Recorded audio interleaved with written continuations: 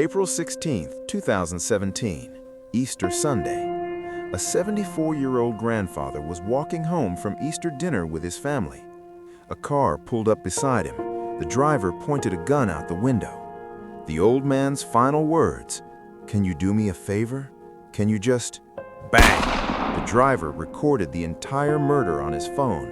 Then he uploaded it to Facebook Live for the world to see. The video went viral within minutes. His name was Steve Stevens, and for the next 3 days, he became America's most wanted man, until 2 McDonald's workers outsmarted him with a bag of fries. This is the story of the Facebook killer and how fast food employees ended a manhunt that terrified 2 states. Steve Stevens was 37 years old. He worked as a case manager at a behavioral health center in Cleveland, Ohio, helping people with mental health issues. His co-workers described him as quiet, professional, even caring. He was good at his job. He seemed normal. But behind closed doors, Steve was falling apart. He'd just gone through a brutal breakup with his girlfriend, Joy Lane. He was obsessed with her. He called her constantly. He showed up at her house unannounced. He wouldn't let go.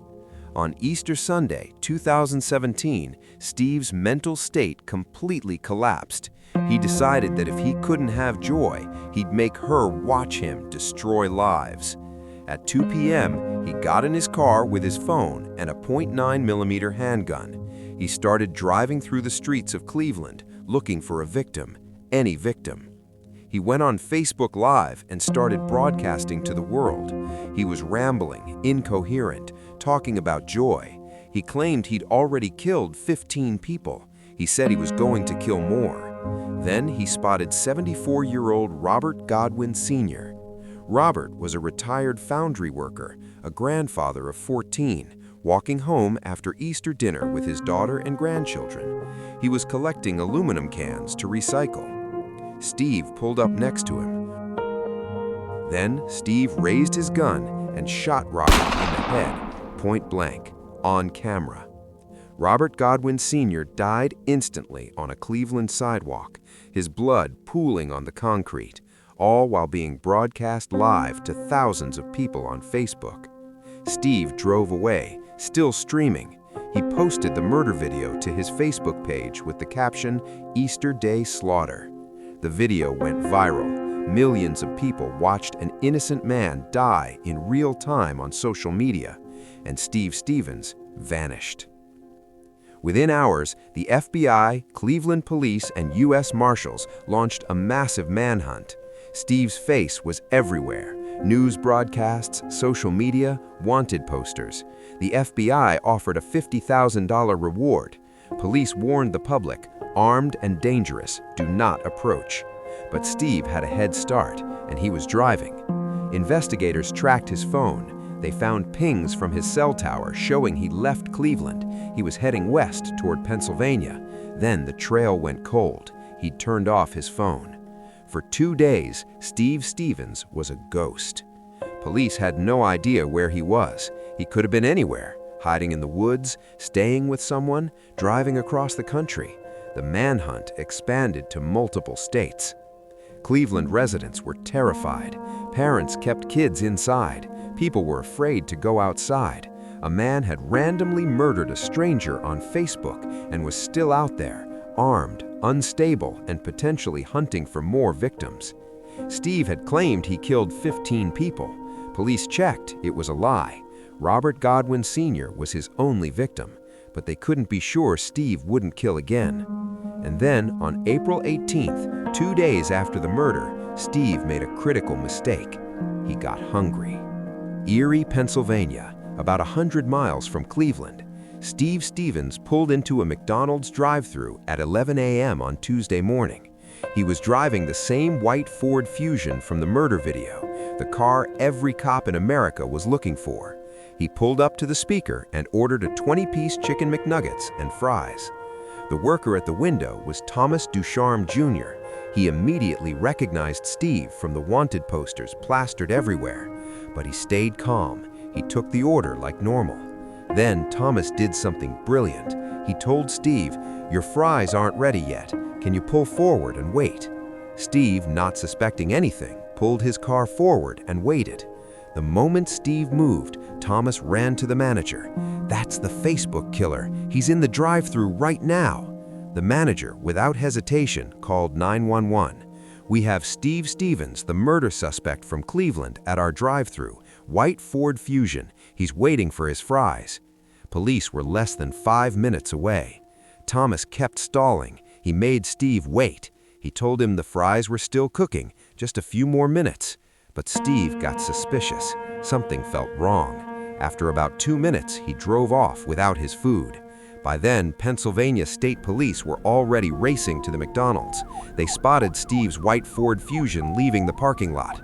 Police tried to pull him over, lights flashing, sirens blaring. Steve didn't stop.